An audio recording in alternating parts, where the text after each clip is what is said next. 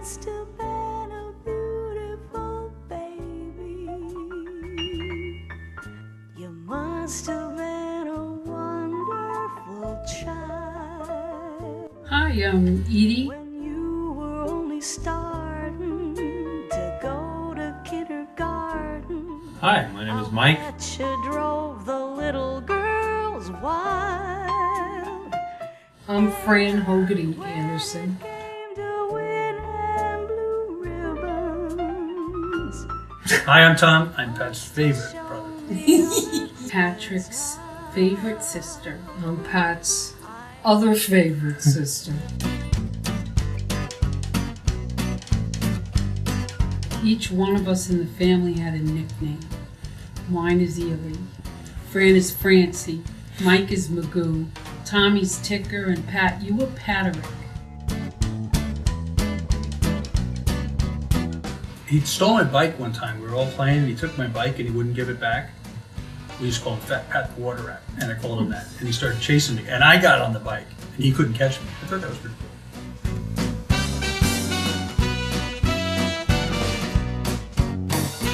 It was a terrible situation with seats, but Patrick definitely was the king of chairs.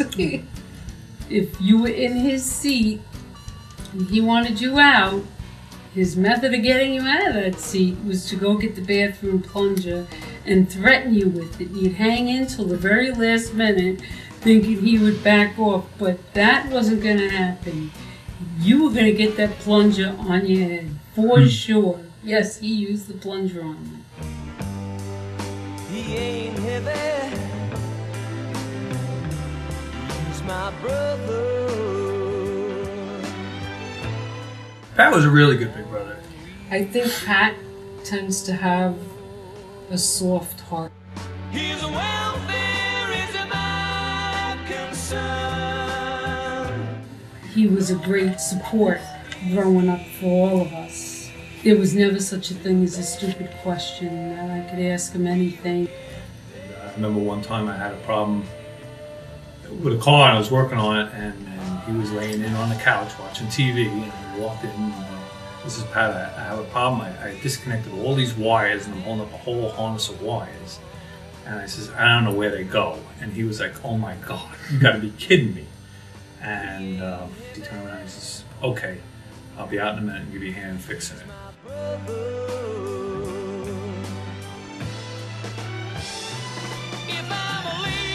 Absolutely loved red pistachios, and you would sit with huge bags of them. And your fingers and your lips would all be red from eating them. Pat was a huge tea drinker. Give him a cup of tea, a couple of Entenmann crumb cakes, and a bag of pistachios. He could live off that for a week. And like Fran said, you'd come up and ask, no, you can't have one. Well, can we lick the shells or something? Working 9 to 5, what a way to make a living. But he started working at probably age 10 or 11, and he hasn't stopped yet. And one of his first jobs was working in a deli called Dawn to Dusk, T to D, where he sliced the end of his finger off. But I think his very first job was as a paper boy for Newsday. Hey! Bad boys, what you gonna do? What you gonna do when they come for you? In Pat's early days, he was kind of a hellion, hellraiser. Pat was wild. He was the one out with his friends, raising hell. He loved to party. He would be out to all hours of the night. He would actually keep my mother up late at night, waiting for him to come in. Pat was a tough teenager.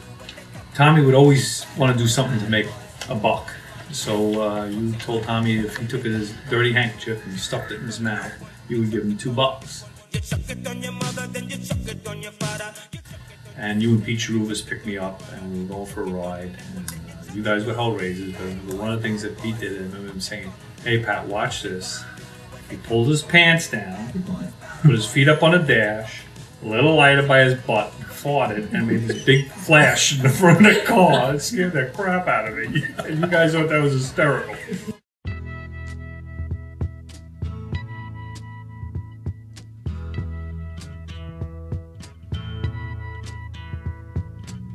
There's something happening here. What it is ain't exactly clear. There's a man with a gun over there. The day that Pat left for the service, that changed everything. It changed the family dynamic. I think it's time we stop. Children, watch that sound. Everybody look what's going down. I remember that being a sad, sad thing, especially, well, for all of us, but especially my mom didn't want her son going in.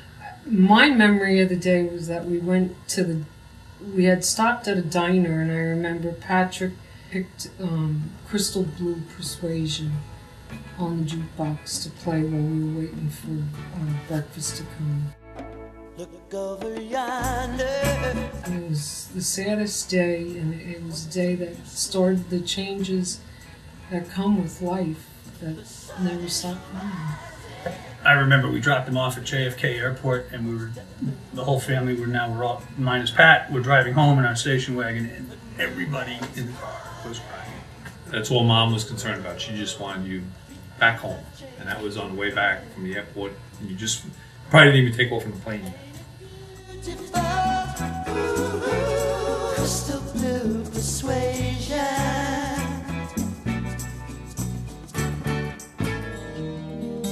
Will a man shall leave his mother, and a woman leave her home? They shall travel on to where the two should be as one. Pat found Mary. I think he was still in the service. Mary's a wonderful lady. She, was the best thing that ever happened to Pat. I think what Mary did is grounded him. She's an incredibly wonderful woman, a smart woman. I think she's very caring, and I do think that she was a grounding force in Pat's life. And together they've raised Jason, and he's just a great kid. He's so happy to have a son like that, and he's so proud of him. And now being a grandfather 2 times, that just excites him. And I think the grandkids now is a huge plus for him. It sounds like that's what now he looks forward to.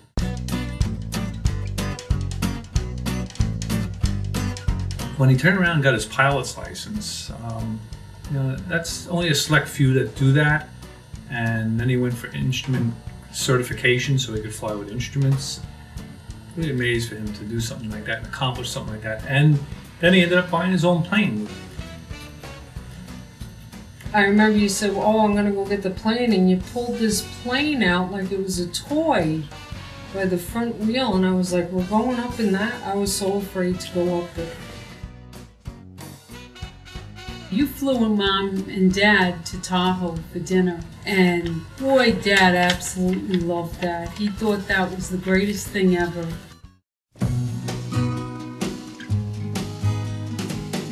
Don't know much about history. Don't know much biology. What surprised me most about Pat has to be, hands down, and I think it's a surprise to almost everybody, is that he's teaching at a college. Pat was not an academic. Pat liked doing his cars and his friends, and he definitely didn't like school. Don't know much about geography. He was a crappy student, hated school. I always remember when he was a kid, growing up, that my mother would sit there, not that she would actually hit him with it, but she'd have either a coat hanger or a wood ruler, tell him she was going to hit him if he didn't pay attention and learn his math and his history. And somebody that had to be forced to learn like that, to turn around and now be a professor at a college, I'm really proud of him for that. Mm-hmm.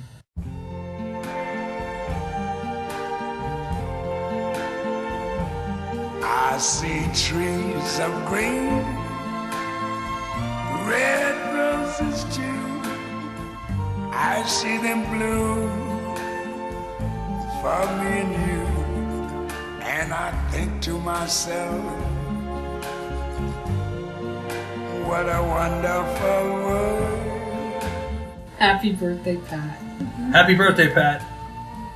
Like, he was a freaking bastard. That's what he was. Hey, happy birthday, Pat.